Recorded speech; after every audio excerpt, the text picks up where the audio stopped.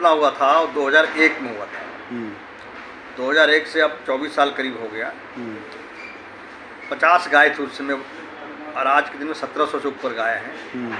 Virtually ये old age home है, मतलब गौ माता, वृद्ध गौ माता का सेवा आश्रम है, जिसमें शहर के बीमार गाय, रोड पे चोटिल गाय, एक्सीडेंटल गाय, ये सब का सेवा यहाँ होता है। इन गायों का रख रखाव के लिए पूरा गौशाला का टीम है। 70 एम्प्लाई करीब हमारे यहाँ रहते हैं, जो गौपालक गौ सेवक हैं यहाँ पे, यही रहते हैं गौशाला में। उसके अलावा मरीजों जो घायल गाय हैं, बीमार गाय, उनके इलाज के लिए हमारे पास क्लिनिक है, डॉक्टर बैठते हैं, कंपाउंडर हैं, पूरा कंप्लीट ब्लड टेस्ट का लैब है हमारे पास, एक्सरे मशीन है, ये सब पूरा यहाँ पे है। और हमारे गौशाला में जो गौ माता का खान पान के लिए जो बेस्ट होता है, भूसा के अलावा हरा चारा, मिनरल्स, खल, चोकर, गुड़, ये सब पूरा कंप्लीट दिया जाता है। जो वृद्ध गाय मरणासन की तरफ आती है वो हमारे यहाँ 3-4 साल जिंदा होके जाते हैं। तो सब मिला के हम लोग पूरी कोशिशें करते हैं कि गौ माता की सेवा में, खान पान में कोई कमी ना रह पाए। पूरा गौशाला ये शहर के सहयोग से चलता है। ये NGO है एक तरह से हमारा श्री जी गौ सदन, और जो हमारे सदस्य हैं, जो शहर के सम्मानित लोग हैं, उनके सहयोग से गौशाला 24 सालों से लगातार चल रहा है। तो इसके साथ साथ जो यहाँ पे गोबर निकलता है, उसका शायद गोबर गैस का भी कोई प्लांट आपने स्थापित किया है, और उसके साथ साथ सोलर सिस्टम भी यहाँ लगाया गया है, क्या है उसकी? सर, हमारा यहाँ गौशाला में गोबर गैस प्लांट है। 2 पुराना था, अब उसको रिप्लेस करके नया अभी गत वर्ष, लास्ट वर्ष HCL ने CSR फंड से बनाया है। उस गैस के लिए जो हमारा एम्प्लॉय 24 आवर यहाँ गौ माता की सेवा करते हैं, उनके लिए वो गैस का खाने पीने का LPG का डायरेक्ट कनेक्शन उनको दिया हुआ है, वो उनका उपयोग होता है। जो हमारे एम्प्लॉय हैं, 40 फ्लैट है यहाँ पे उनके रहने के लिए, सब मिला के 100 लोग होंगे परिवार में उनके खान पान की सब व्यवस्था हम उनके लिए उपलब्ध कराते हैं। उसके अलावा जो गोबर है, गोबर की थोड़ा समस्या हमारे यहाँ ज़्यादा, क्योंकि एवरेज डेली 14-15 टन गोबर निकलता है और 1-1.5 टन ही खपत होता है गोबर गैस प्लांट में। बाकी का 12-13 जो टन है, उसके लिए निस्तारण का बहुत अच्छा व्यवस्था नहीं हो पा रहा है। मेरा तो निवेदन ये है कि नोएडा प्रशासन अगर हमारे गौशाला के गोबर को जो हॉर्टिकल्चर डिवीज़न उनको अलॉट करके अब पूरे पार्कों में कराए। नोएडा में बहुत बड़े बड़े औद्योगिक घराना है, बहुत सारी बड़ी बड़ी कंपनीज हैं, PSU है, वो भी हमारे गौशाला गोबर के जो खाद हम बनाते हैं यहाँ पे, उसका उपयोग करें तो हमारे 2 तरह से फ़ायदे होंगे। एक तो हमारे जगह की कमी है, हमारे कैपेसिटी ज़्यादा गाय हैं और गोबर रखने की जगह नहीं है।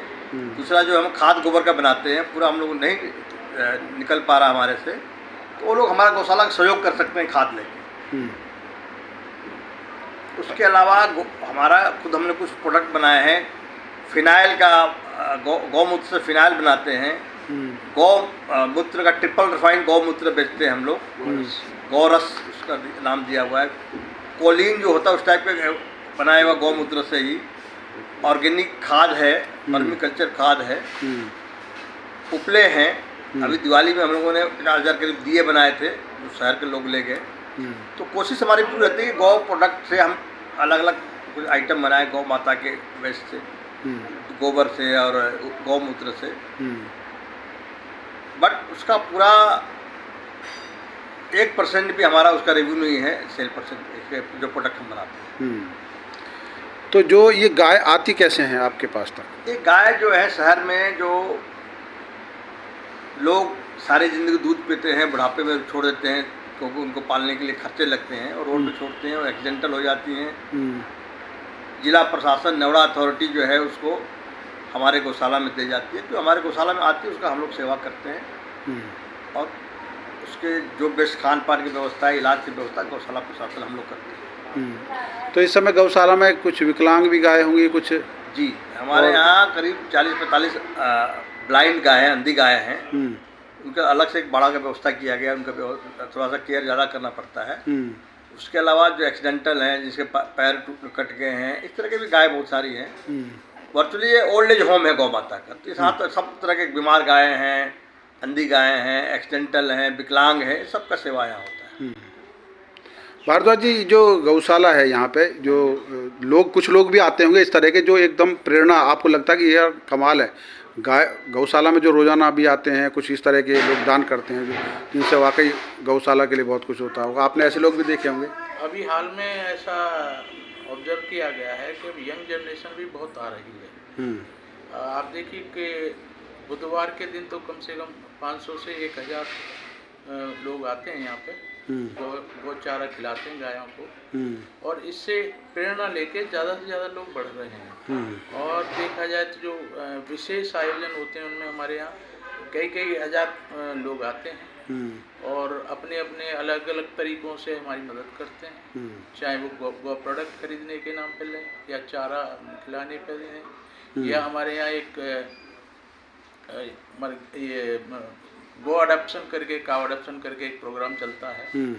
जो लोग अपने घर सेवा नहीं कर सकते जगह की कमी के कारण, वो यहाँ गाय को अडॉप्ट करते हैं और उसके चारे का खर्चा हमें प्रदान करते हैं। किस तरीके की व्यवस्था है वो, मतलब क्या है? वो अडॉप्ट करते हैं, गाय का नंबर दे दिया, अलॉट कर दिया जाता गौ है। अंगीकरण, गौ अंगीकरण बोलते हैं उसे, अंग्रेजी में गौ अडॉप्शन है। हाँ।